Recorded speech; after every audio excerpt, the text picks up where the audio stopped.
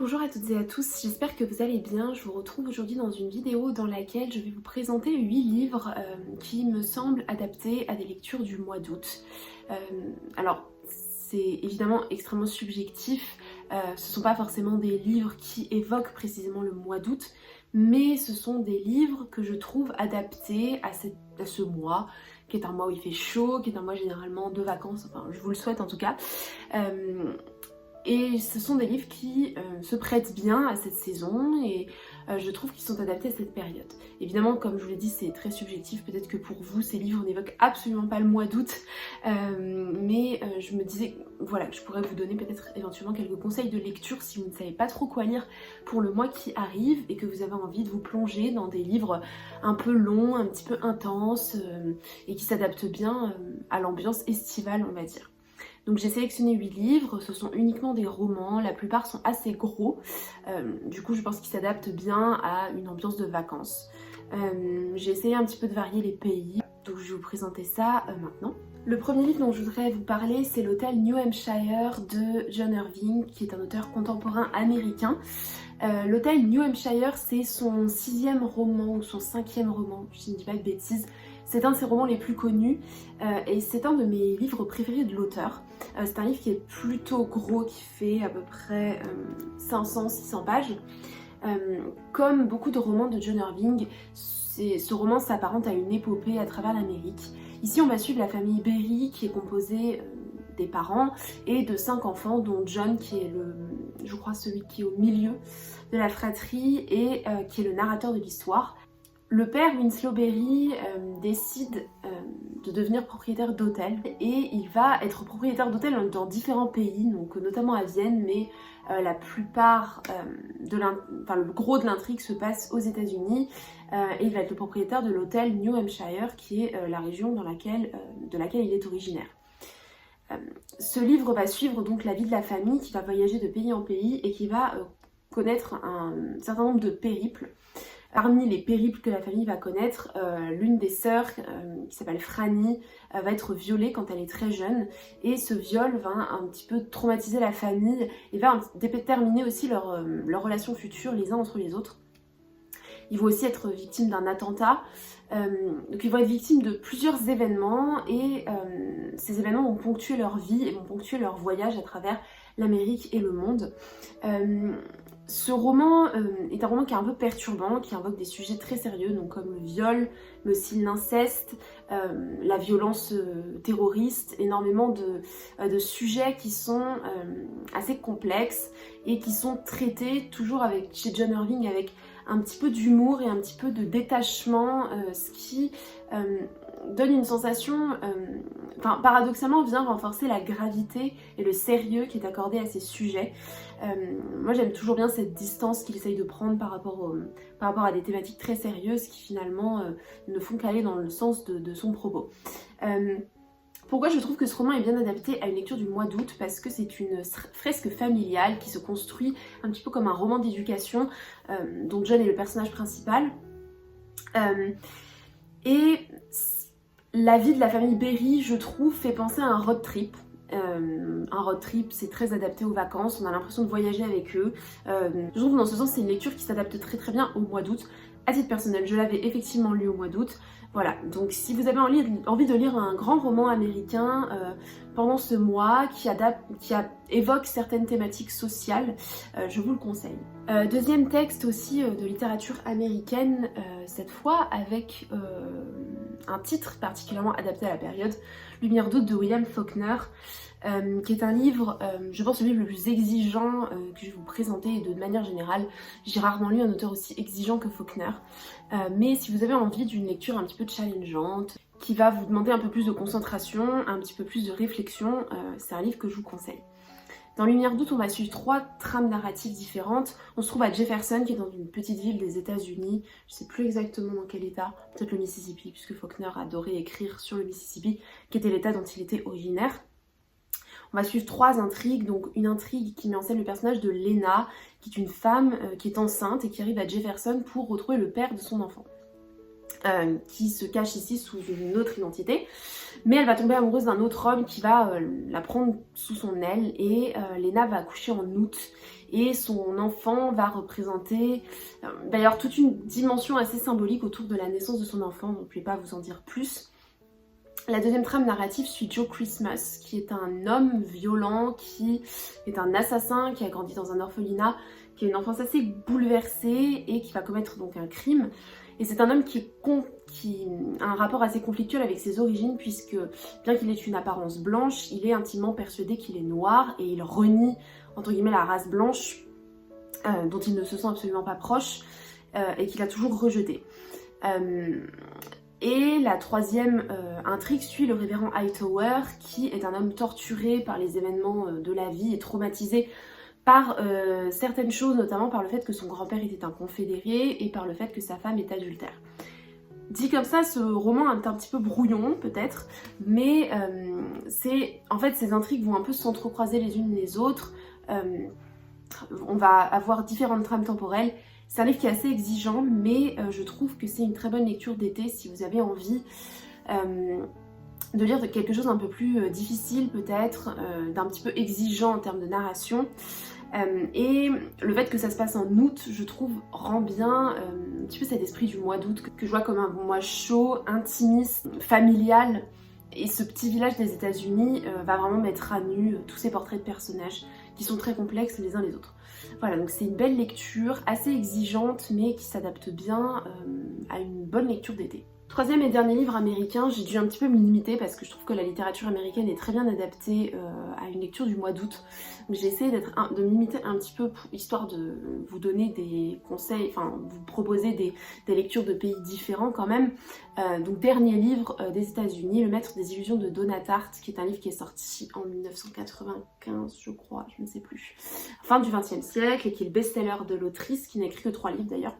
Ici on va suivre Richard, qui est un jeune étudiant qui va arriver dans le Vermont je crois pour aller à l'université, et il va être accepté dans un cours de grec du professeur Julian, un cours de grec extrêmement élitiste où il n'y a qu'un groupe de, je crois que les élèves sont 5 ou 6, et c'est un groupe extrêmement élitiste, extrêmement érudit, qui va passer beaucoup de temps à étudier le grec, à étudier les anciens textes. Et un jour, un drame va toucher ce groupe, puisque sans spoiler, il va y avoir un crime, et ce crime va impliquer certaines personnes du groupe. Et toute la seconde partie du roman va un petit peu questionner ce rapport au crime et ce rapport à la mort quand on est un jeune adolescent, un jeune adulte. Et le roman va traiter de la thématique de la culpabilité et de comment vivre avec une telle responsabilité. C'est un livre qui se lit comme une fresque adolescente et qui se passe, enfin beaucoup de passages se passent justement en été, pendant les vacances d'été. C'est un livre qui est assez pervers, qui est assez malaisant, qui est extrêmement tordu, qui va traiter de thématiques assez sombres. Mais c'est un livre qui se lit vraiment très vite. Je trouve que c'est très agréable de suivre c'est palpitant de suivre cette bande de jeunes adolescents qui font un peu les 400 coups ensemble et qui sont plongés très vite dans l'âge adulte et dans les pires recoins de la vie. Les personnages du livre se situent entre l'adolescence et l'âge adulte. Et je trouve que l'été est une saison qui symbolise assez bien le passage entre deux âges, puisque l'été c'est la pause entre les années scolaires, c'est le moment où on passe d'une année à l'autre, le moment aussi où on grandit. Donc je trouve que c'est assez intéressant de lire ce genre de roman durant le mois d'août. Enfin, je trouve que ça se prête bien à cette saison de l'année. Si vous aimez aussi l'Antiquité, c'est un livre qui regorge de références à des tas d'événements de l'Antiquité. C'est un livre très érudit, qui met mal à l'aise mais en même temps très passionnant. Voilà, donc je vous le conseille vraiment. Gros pavé ensuite, qui fait plus de 1000 pages de littérature suisse, Belle du Seigneur d'Albert Cohen, qui est un classique qu'on ne présente plus. C'est un livre qui se passe avant la Seconde Guerre mondiale, dans les années 30, et qui va mettre en scène l'amour entre Solal et Ariane. Ariane, c'est une femme noble de l'aristocratie suisse qui a épousé un petit fonctionnaire médiocre, et Solal, c'est un bel homme assez mystérieux qui travaille pour la Société des Nations, dont elle va tomber amoureuse et pour lequel elle va quitter son mari et sa vie un petit peu posée et tranquille. Ce livre suit la passion amoureuse entre les deux personnages à leur point culminant et ensuite la déchéance qui s'ensuit. C'est un amour qui est extrêmement toxique, où Solal est un personnage extrêmement misogyne. Ariane est une Madame Bovary assez antipathique et son mari est absolument médiocre au point où qu'il suscite la pitié et le mépris du lecteur. C'est un livre qui ne fait pas l'unanimité, j'en ai lu, moi j'ai lu beaucoup d'avis négatifs sur ce livre. Personnellement j'ai adoré, je sais qu'il y a des choses qui sont, entre grands guillemets, problématiques, notamment au niveau du personnage de Solal, mais je trouve que c'est un livre qui est extrêmement bien écrit, avec une variété de prouesses stylistiques, ce qui est quand même assez, je trouve, impressionnant de la part de l'auteur, d'être capable de passer d'un style à l'autre aussi facilement. On a l'impression, quand il a écrit ce livre, qu'il a essayé d'innover le plus possible au niveau du style. C'est un livre, si vous avez encore en vous une part de vous qui a un foi en l'amour, qui va peut-être vous faire changer d'avis définitivement, puisque c'est un livre, quand on en ressort, on se dit mais c'est pas possible, on peut jamais aimer en fait, c'est pas possible.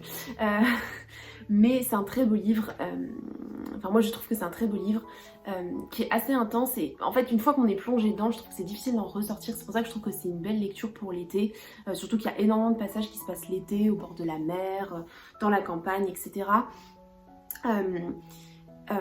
C'est un roman d'amour à lire en été, je trouve, histoire de s'évader un petit peu, de réfléchir un petit peu à ce que implique une relation amoureuse, son début, son point culminant, sa fin, à ce que signifie une passion toxique, une passion saine, voilà, et une réflexion générale sur la littérature et sur l'écriture de la littérature. Donc c'est un très beau livre que je vous conseille pour votre mois d'août si vous avez envie de vous plonger dans un gros livre et d'y passer peut-être plusieurs semaines. Ensuite, dans littérature française, un livre de Simone de Beauvoir, Les Mandarins, qui est un livre pour lequel elle a obtenu le prix Goncourt, si je dis pas de bêtises.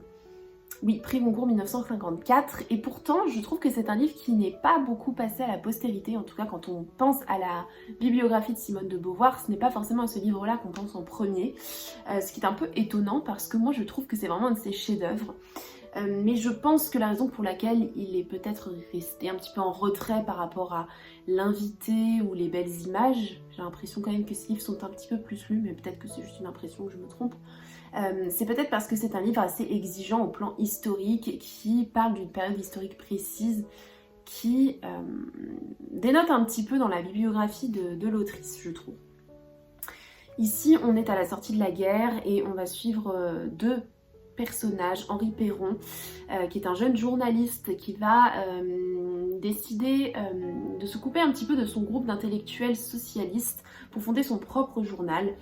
Et un couple, les Dubreuil, et notamment la femme Anne, qui va être l'un des deux autres, l'autre grand personnage de l'histoire, qui sont les fondateurs de ce groupe d'intellectuels de gauche qui, à la sortie de la guerre, essaye de réfléchir à comment aborder la politique dans cette ère bouleversée, et notamment, la question qui va ressortir de leur débat, c'est la question des camps soviétiques, puisqu'on a une période où les crimes commis en URSS commencent à ressortir, alors qu'on est toujours, pour une partie de la gauche en tout cas, dans une vision idéalisée de l'URSS, notamment grâce à la sortie de la guerre et au fait que les Russes aient aidé les Alliés à libérer la France et les camps de concentration nazis.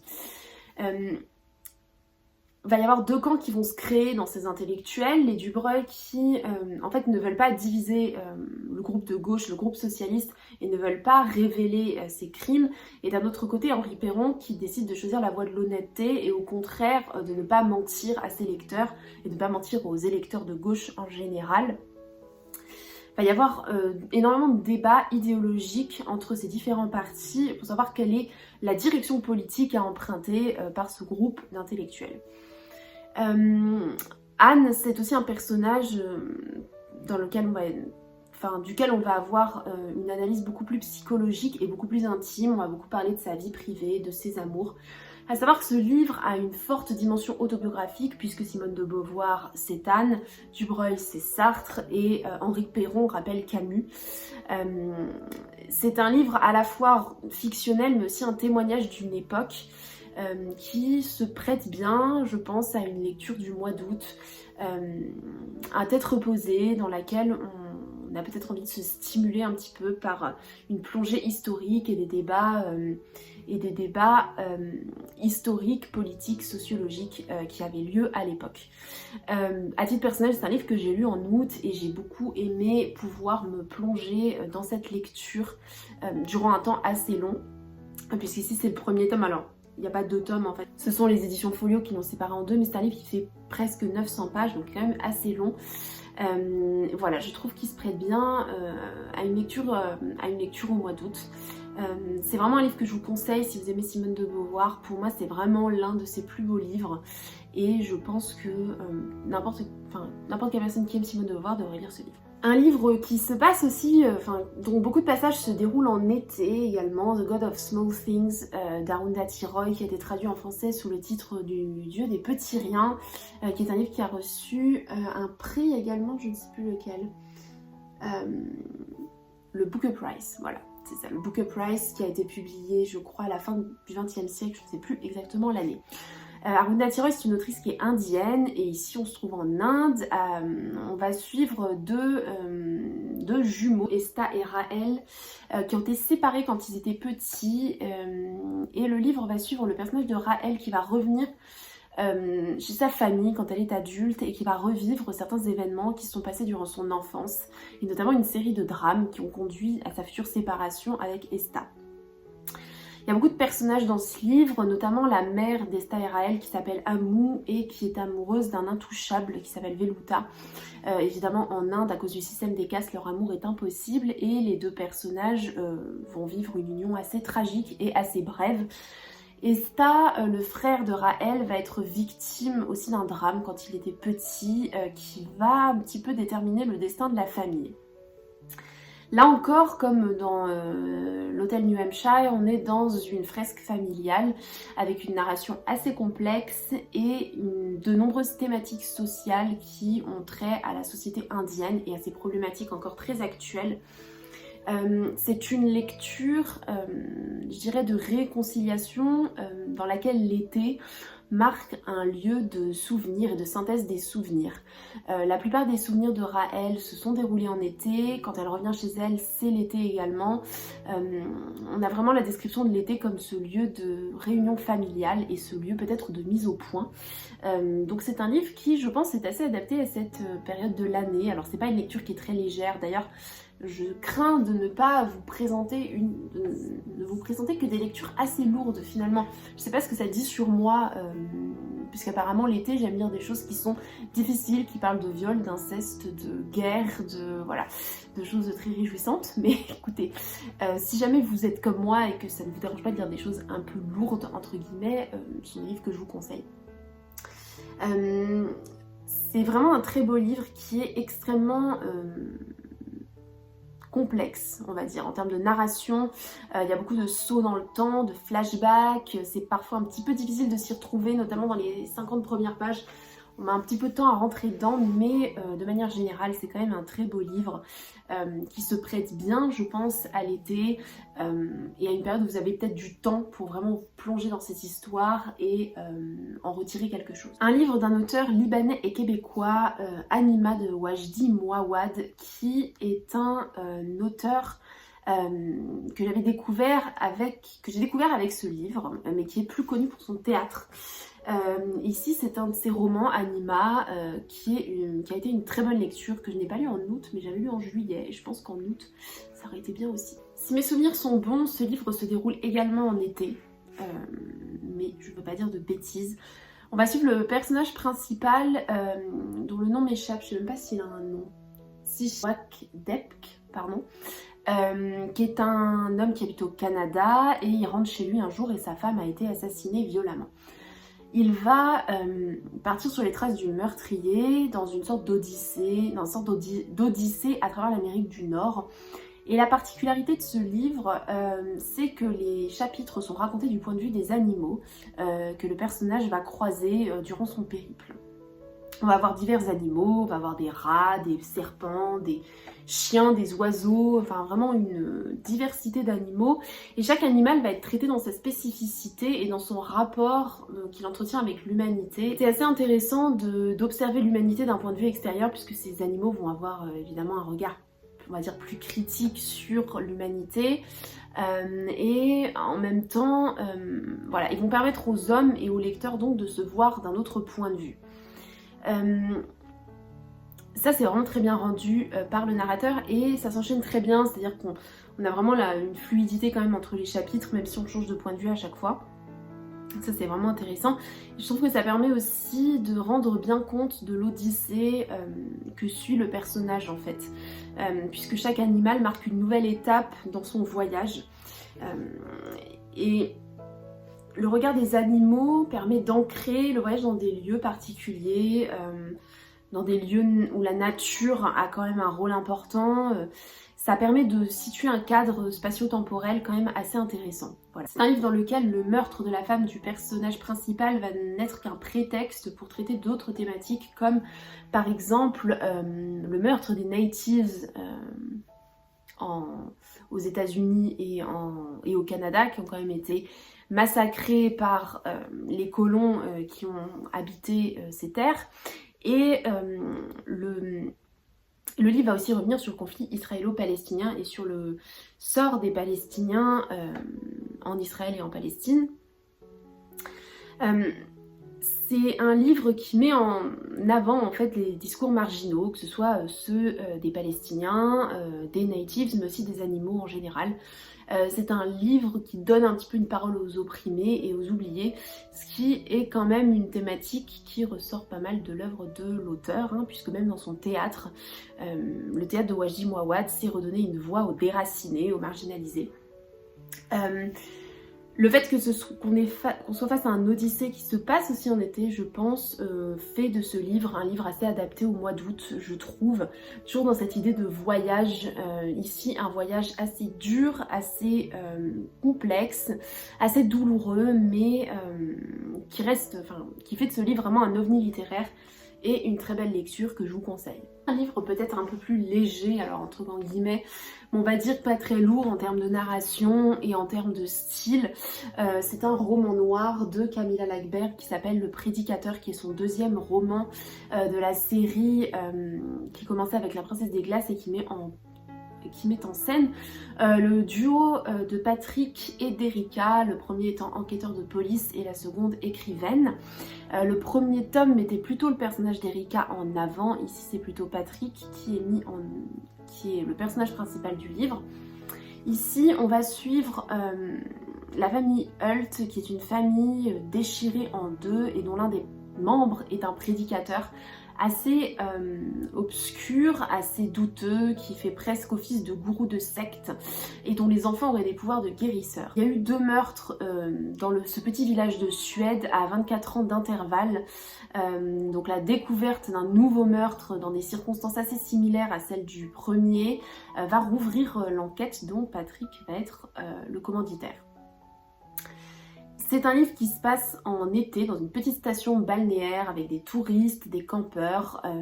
C'est vraiment un mystère de l'été assez classique où pendant vos vacances il vous arrive des choses assez terribles. Et donc je trouve que le mois d'août se prête bien à la lecture d'un roman policier qui se passe l'été, comme il y en a beaucoup. Ici ça permet de voyager un petit peu en Suède et de voyager dans ces petits villages, dans une ambiance un petit peu mystique, un petit peu sectaire, avec des légendes suédoises. C'est vraiment un livre qui est assez intéressant de ce point de vue-là. Il se lit très bien. En tout cas, c'est un roman policier qui, je trouve, est adapté au mois d'août. Voilà, c'est tout pour cette vidéo. J'espère qu'elle vous aura plu. J'espère qu'elle vous aura peut-être donné envie de lire des livres si vous n'avez pas d'idée particulière de livres à lire pour le mois d'août. ce sont des livres évidemment qui ne sont pas exclusifs au mois d'août, que vous pouvez lire dans n'importe quelle période de l'année. Je ne vous ai présenté que des livres qui m'ont plu, même beaucoup plu pour la plupart. Donc toutes des lectures que je vous recommande. N'hésitez pas à me dire ce que vous avez prévu de lire pendant ces vacances, si jamais vous avez déjà prévu une petite pile à lire pour le mois d'août. Dites-moi si vous avez lu ces livres aussi et si vous les avez appréciés. Et en attendant, je vous dis à bientôt pour une prochaine vidéo.